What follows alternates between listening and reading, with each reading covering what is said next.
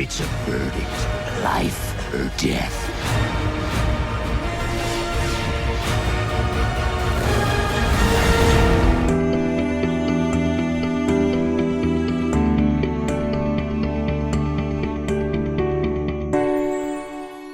When you start up your Blu-ray, you'll get sort of an introduction, and the introduction will sort of take you through the death in the family story, and it'll take you up to that fateful moment in Jason Todd's life in a warehouse with the Joker and a stack of dynamite nearby.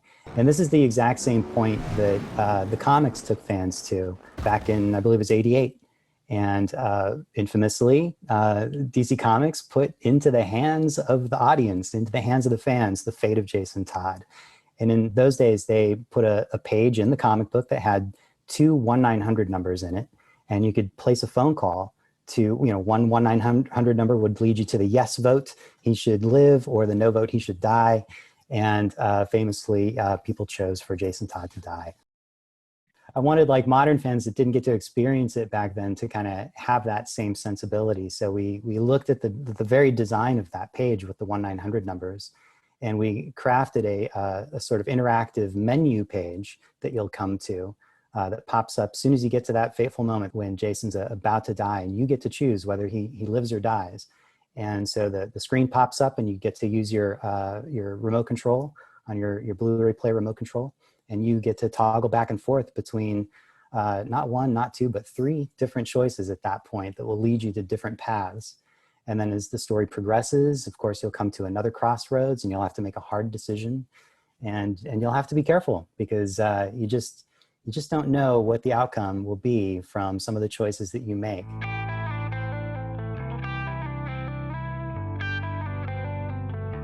Well, it was, 10 years of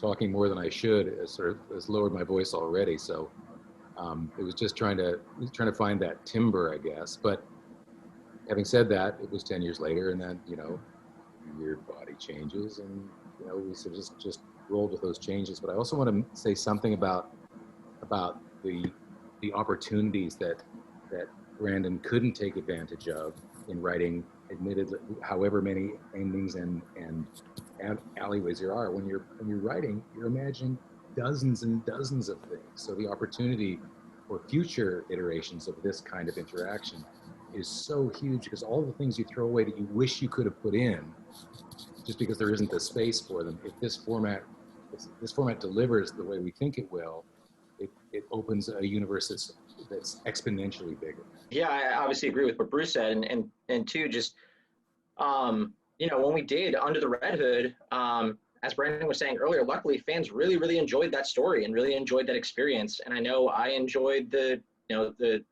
part that I had in it and being able to play Jason Todd. So even just getting the call, knowing that I was going to get to not only play this character again, but play Jason Todd in a lot of different ways that I didn't get to explore the character in Under the Red Hood. Like, this was a really, really cool opportunity for me to explore new parts of him and to show the audience more of who he is and who he could become. And so it was just an exciting experience altogether. I felt like just as an actor too, to get to really do more with this character. And I had a great time. I think people are really going to respond to it for sure.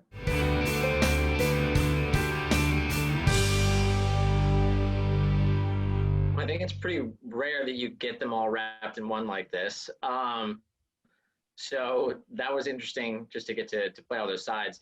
For me, I think of all the versions that I played, I probably enjoyed the villain versions of Jason Todd the most, just because they were darker, and that's, that was just fun for me to play and explore. And also some of the, as Brandon was saying earlier, straight up horror elements in this film, those really pop out when, Jason's on his darker timelines. And some of that art and some of those scenes are some of my favorite parts of the film.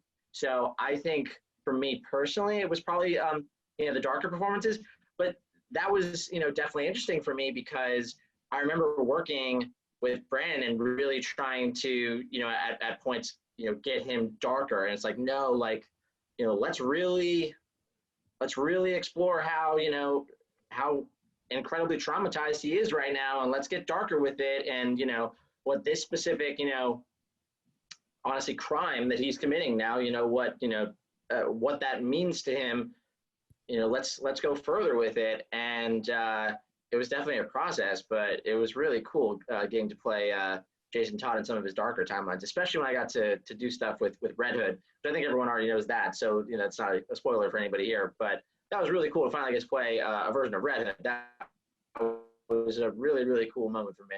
I really enjoyed that.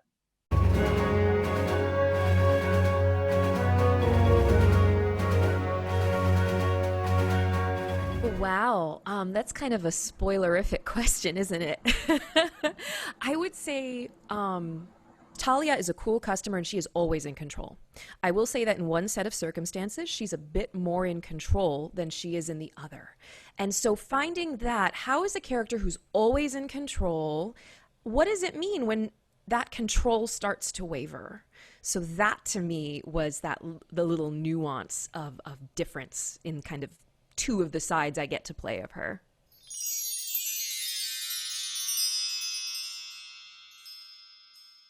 Bruce, did you say earlier, it's like bringing a lump of clay, wet clay, and everybody helps shape it? That to me is why I love working in animation specifically as an actor, and animation, like, it's a collaborative process. You're bringing a part of the character designers, animators, everybody is bringing a different part of it, and you're all sculpting this thing together, and you're all leveling up each other's work, which is just magic. I love animation. Yeah, that's very true. I mean, it helped me a lot to have so much material to work with, coming into it, because, you guys really brought a lot for Under the Red Hood. So there was something to build on there just from your performances. And then Zehra, I think, it was informative once I finally got in the room with you and Wes, and, then we were really starting to bring to life a new character. Talia was seen in Under the Red Hood, but didn't have a voice. And it was really important for me to bring her in. So it was so great to get to work with you and build, something new.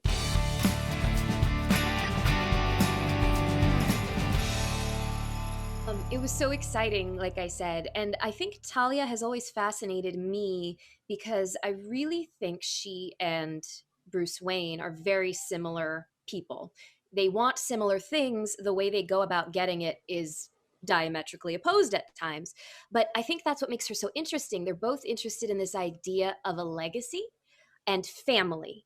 I think Batman is such a team builder, and I think Talia shares that quality. So when I was approaching her, I wanted to think about the ways she was parallel to Bruce Wayne, but also to be sure to give her her own agency. She is seen in the shadow of her father.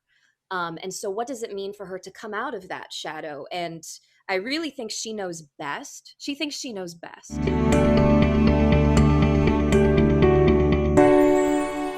It's funny because sometimes if you're shooting a film or shooting television, you'll give them 3 or 4 different choices within a certain set of dialogues that have different emotional components, and the editor will pick one, right? Or he'll pick 4 or 5 and confuse the issue completely. But here, you got to go down these distinct routes that are going to be intact, right? With these new shapes. So that was kind of exciting to be able ultimately to see them all. I'm excited to check out the extended footage too, because I haven't seen the fully interactive version yet. So I'm excited to check that out in October, because I remember things that we recorded. I remember things from the script, and being definitely excited about some of the directions that we go more than others, in terms of just like, oh my gosh, I wasn't seeing this coming at all. And so I think I'm just excited to hear what people think about that when they make a one wrong choice.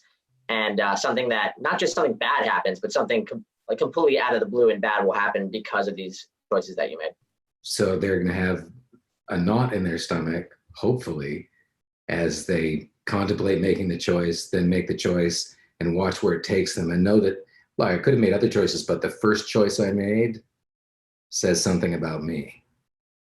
And what does it say about me? Oh my God. I think I hope they appreciate that danger.